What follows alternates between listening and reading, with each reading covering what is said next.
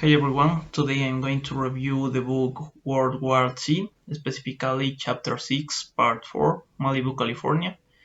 It begins with an interviewer meeting a well-known person, Roy Elliott. The interview begins with a discussion on ADS or asymptomatic demise syndrome. Basically, it's when the despair of living in a post-apocalyptic zombie wasteland is too much for someone and they literally lose the will to live and die. Yeah. Roy understood despair in the pre-war. He was a famous movie director. Now he was a F6, meaning his talents and famous and fame amount to nothing.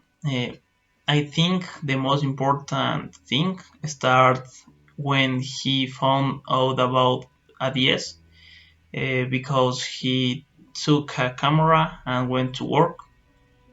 He had to go it alone, so his the stress rep said the idea wouldn't fly, and anybody who could override the decision was too busy to be bothered. Uh, Roy and his oldest son traveled on mountain bikes looking for a history. They found one in Claremont, California. There, 300 students at the Women's College at Scripps turned their college into something resembling a medieval city. It cost them their hacky sack tourney in the quad, but they managed to keep the zombies drops at bay. Roy and his boy arrived at the tail of the conflict. Right as those 300 students finished fighting off the 10,000 zombies, and the soldiers arrived to relieve them. Uh, Roy edited the footage as soon as he could and screened the 14 copies all over the Los Angeles area under the title Victory at Avalon, the Battle of the Five College. This part is the most interesting because the audience just watched the film and then left silently. All the fantasies Roy had about being a hero, they left that night. Yeah. 2 weeks later, a psychiatrist came and asked Roy for extra copies of his super successful movie. Roy was shocked as it turned out ADS cases dropped in the Los Angeles area by 5% after the movie screening, and no one told Roy. He didn't carry it out because his film did what he made it to do and gave him a wartime job he could do. He got a large crew together, made some more films, and ADS cast dropped by 23%. Uh, then the government took notice, and from here your success begins. With access to the military, Roy could make more films, including his now famous Fire of the Gods.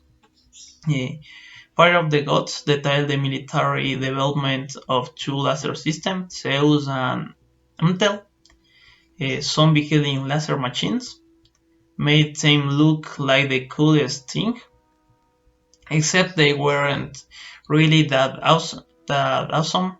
Both laser systems were huge resource hubs, and on their way out science they didn't do much more against a zombie than your average Joe could do with a rock, for example. But thanks to Roy Films, they came out of retirement to serve other purposes in the war, like clearing landmines. Uh, the interviewer questions why he filmed the lasers killing zombies if they weren't all that effective. Here we use something very interesting that is the same as the love for weapons and technology that we all have. The film led to a whole series called Wonder Weapons. The interviewer asks if that means it qualifies as a lie, and the reflection that Roy Mack makes here seems incredible to me. He says a lie is only as a good or bad as the use it's put to. The government's pre-war lies those were bad because they prevent people from doing what was necessary. Roy's lie that everything was going to be okay was a good thing because it gave people the hope to do what was necessary and sets a perfect example to the interviewer. He asks the interviewer if he ever watched The Hero City. The interviewer said he did. Roy wants to know which version he saw. Was it the version that showed the violence and the betrayal, the cruelty, the depravity, the bottomless heavily in some of those heroes' hearts? No, reality is what caused ADS in the first place. Lies keep people fighting rather than dying. I love this part of the book. I like how the writers take something from reality to fiction, such as the love of weapons and technology, and shows that all war is important, even if we are at the end of the war. I hope you like it. Thank you for watching me and see you soon.